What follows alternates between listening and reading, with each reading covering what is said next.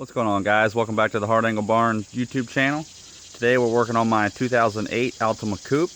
What we're working on today is fixing this cast engine mount that I had to cut to get these headers to fit. As you can see back there, it is snapped clean off and the header is now laying on this engine mount post, which makes the car vibrate a lot when it's idling, and when you shift it really hard, obviously the engine's going to jerk violently and it just doesn't feel great when you're letting the clutch out.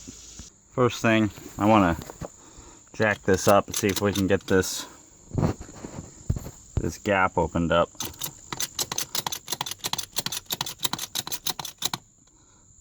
Yeah, that ought to work.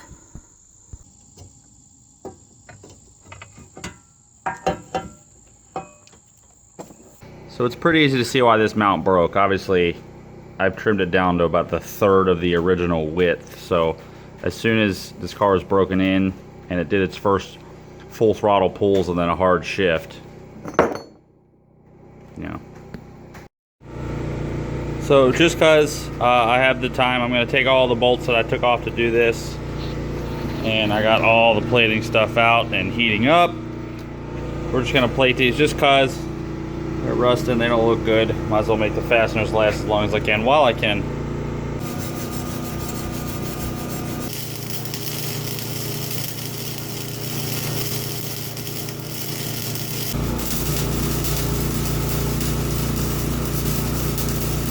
So while I was waiting for the plating process on each set of bolts, I started welding this bracket. This side's really ugly because I did it in like 8 passes, and then this one I did in 2. I did half and half.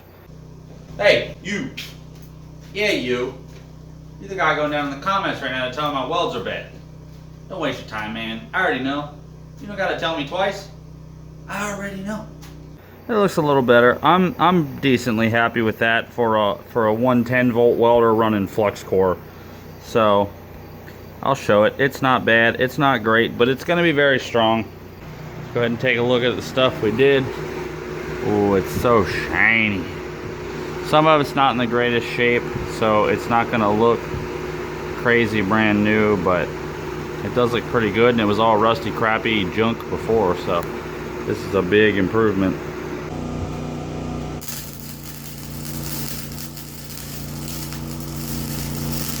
Alright, I'm going to stick this in the sandblaster to clean up the welds, because you can see there's a lot of remainder from the flux, and get it powder coated, and then we'll take a look at it. Man, this thing is ugly, but it's like a 5 out of 10 for flux core, and it'll be strong. It won't be broken. It'll do its job.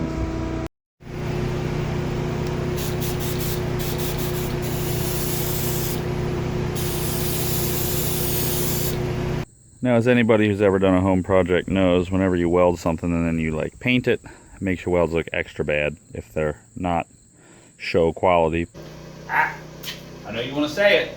I know you want to say something about those welds. Don't do it. Don't do it. But this piece is very strong. I don't think this engine's going to be able to create enough force ever to be able to break it, even though it might look kind of shitty. You can also see versus the old mount that only had metal around the front of it and it was open on the back in order to fit it. The plate I made goes all the way around it, and it still has plenty of space behind the header, and it's much more precise, or the size is closer to the size of the bolt of the motor mount than the stock one was after being cut. This is really nice. I added a little bit of length to the mount on purpose so that I could actually fit the box end of a wrench on here, and it would fit without touching the header, which before I could only use the open end in order to get the nut off of the motor mount, because it was, I mean, as you can see by the indent, I had to make literally almost touching the header all the time.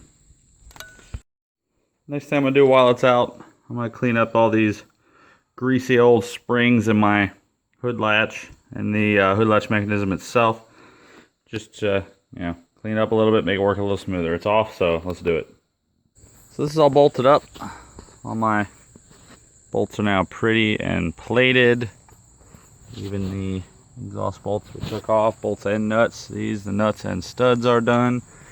What I'm gonna do right now, I have these 2 sections of vacuum line, and obviously the stock one from the engine moving so much from the broken mount broke, and I can't put anything back on this. So I think I'm gonna cut it up here and right here and run rubber vacuum line as far as I can, and if I don't have enough line, I'll just cut a section out of here to put them together. The other thing I wanted to handle this whole time is do something with this O2 sensor wire. It's kind of just been like this the whole time I've had the car put back together. So let's go wrap this. Oh yeah, much better.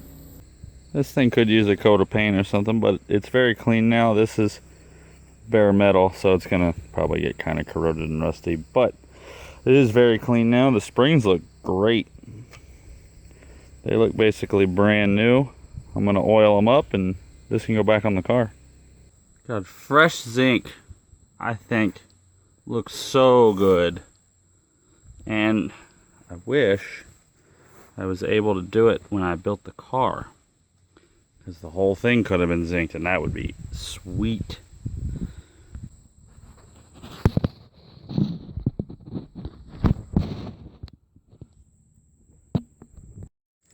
It's a bummer because sometimes you have really nice zinc pieces that nobody will ever see hidden in a crash support behind a bumper, but at least they won't rust. Alright, let's get this beauty back on the ground.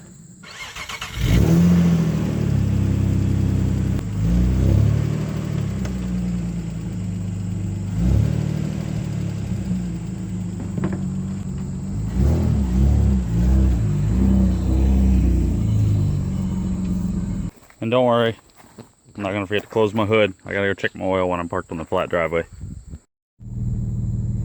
Runs like stock again. This used to vibrate really bad because the header sat there, it laid on the engine mount, and then it vibrated the whole chassis.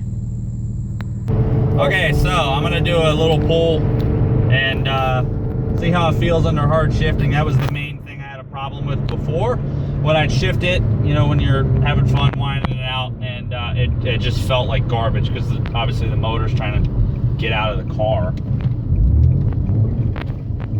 Let's see what it feels like.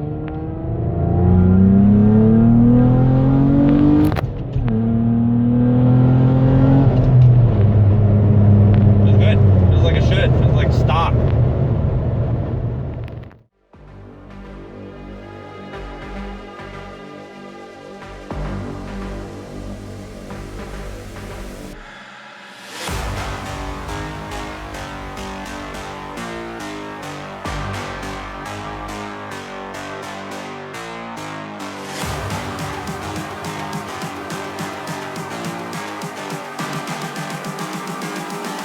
Calling to say I